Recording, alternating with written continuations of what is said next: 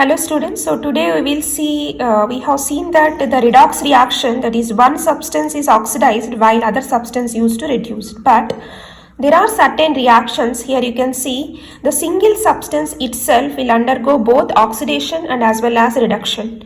These kind of reactions are said to be self-oxidation or auto-oxidation reactions.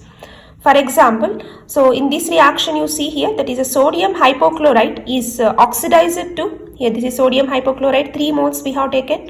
Out of 3, 2 moles of sodium hypochlorite is oxidized to the, this was reduced to the sodium chloride, and remaining 1 mole of sodium hypochlorite is oxidized to the sodium chlorate.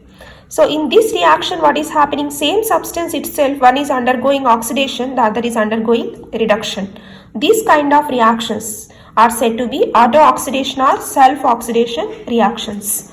You can see here in the NaClO, the oxidation state of chlorine is +1. When the 2 moles of sodium hypochlorite, it started converting to sodium chloride, where oxidation state has got reduced from +1 to -1. So here the oxidation state has reduced, so the reaction is called reduction reaction. In the another case here, you can see sodium chloride has got undergo the oxidation reaction and it converts to the sodium chlorate. This case, the oxidation state of chlorine has got increased from +1 to +5. So this reaction is called oxidation.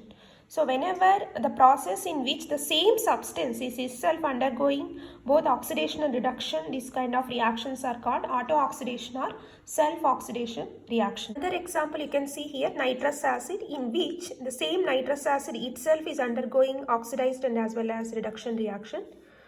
If we take 3 moles of nitrous acid, out of that 2 moles of HNO2 is started converting to NO, that is a nitric oxide. During this process, reduction is occurs.